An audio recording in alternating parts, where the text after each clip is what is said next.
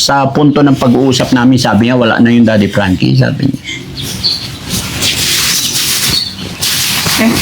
Ayaw niyang... Nakalimutan yung sinabi niya sa akin, Daddy Frankie.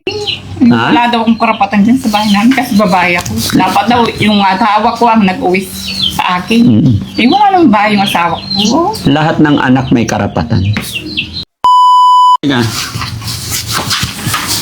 Kinausap ko na si Kuya JJ. Puka. Sabi niya, wala naman na daw yon. Away lang Sabi ko, kasi ang bungad sa amin ni Nanay Ansing, kasi Masama ayaw... yung loob ko, Daddy Frankie. Ha? Masama yung loob ko. Kapatid niya ako. Oh. Anong karapatan niyang pagpalay sa akin? Yung ang magulang ko, sabi niya, buhay pa dito katitira kasi may mga bahay na sila. Ganon-ganon lang niya palayasin. Kapatid niya ako. Ano ako, ibang tao? Hindi sila naiya sa akin. Hindi siya naiya sa akin. Sasabihin niyo sa kanya, madali lang sabihin na lumayas kayo dyan. Ganon yung kanya sa akin, Daddy Frankie. Bungad niya sa akin.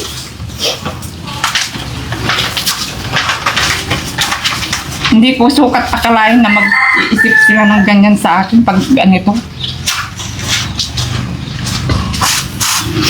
Wala akong iniisip nun, kundi sinupin yung bahay namin.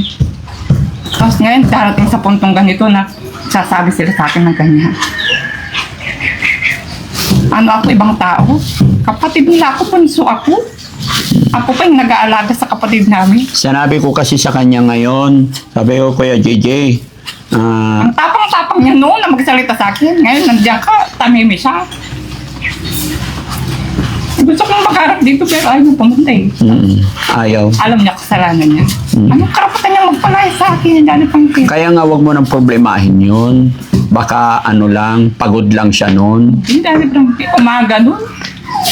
Pinuntahan ko siya. Anong kasalanan ng asawa ko sa'yo? Sabi mo siya pinapakang.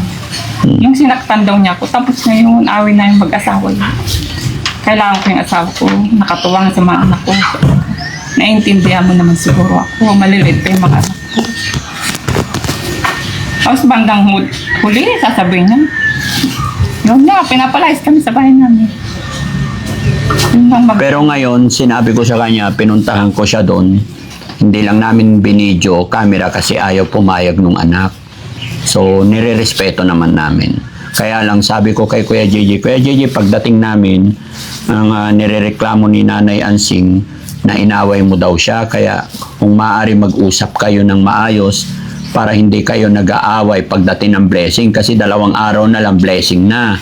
Gusto ko yung blessing ng bahay ni Kuya Oliver, masaya. Wala naman sa akin yun, Dad Frankie. Ang gusto ko lang, huwag nila akong ginaganyan. Ako, hindi ako naghanap ng award. Huwag niya ako sasabihin naman ng ganun. Intindihin niya rin yung nararamdaman ko. Ikaw ba naman, Dad Frankie, kapatid mo, papalayasin mo? Eh, wala ka mag-ginastos na piso doon sa bahay na yun. May gana pa siya magsabi ng ganun sa akin. Sininop ko yung bahay namin. Kung pinabayaan ko yan, iniwan ko. Anong kanyan? Sinong titira dyan? Mga anay. Hindi ko kalain na ganyan sila ngayon. Pero ang alam ko dyan, nagsisisi naman na siya. Baka nabigla. Sa punto ng pag-uusap namin, sabi niya, wala na yung Daddy Frankie, sabi niya. Ayaw niyang... Nakalimutan yung sinabi niya sa akin, Daddy Frankie. Ha? Wala daw akong karapatan dyan sa bahay namin kasi babae ako. Dapat daw yung asawa ko ang nag-uwi sa akin. Eh, wala nang bahay yung asawa ko. Lahat ng anak may karapatan. May karapatan kayong lahat. Pero ayoko na makialam dyan, Nanay Ansing, kasi ako, dito lang talaga. Matapos ko lang to, okay na ako. Mapabless na natin, tapos check up lang ni Kuya Oliver, okay na. Tapos na. Salamat, Daddy Frankie. Yun. Kapatid namin talaga. Pero yung mga problema sa pamilya nyo, alam ko, kayo lang yan makakapag-ayos. Hindi. Tama ka doon, Daddy Frankie. Tsaka alam ko naman na nagsisisi na rin si Kuya JJ. Sana wag na niyang ulitin. Oo, hindi na yan.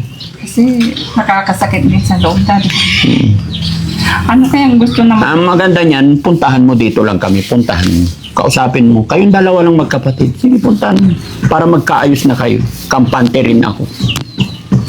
Ako ba yung makasalahan, Daddy Frankie? Bakit akong pupunta? Ate Ansing, may kasabihan tayo kung sino yung nakaunawa ay siyang umunawa lagi. Hanggat kaya natin magpasensya, pagpasensyahan. Ganun lang yun. Di ba?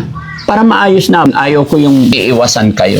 Hindi naman ako ganun dahil kasi hindi na lang ako iimik kung gano'n. Basta wag lang akong sasabihan naman ng masakit. Pero maganda, matino siya ngayon.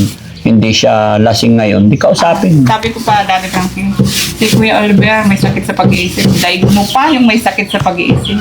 Ang kasakiman ng puso mo. Lumalabas na. Siguro yung sakit sa pag-iisip magagamot, pero yung kasakiman ng puso hindi. Bakit kung sakasakaling Kung sakaling lumayas kami dito na magpapamilya, yung mga isin makikinabang, sila na lahat. Kasi gusto nga nilang lumayas kami dito eh. hindi naman. Ang mangyayari dyan, wala nang titira dyan, masisira. Sayang. Yun lang iniisip ko dati Frankie. Hindi na lang sila maging masaya. Maayos yung bahay. Pinaayos ko kahit papaano. Wala naman. Kung maayos na maayos.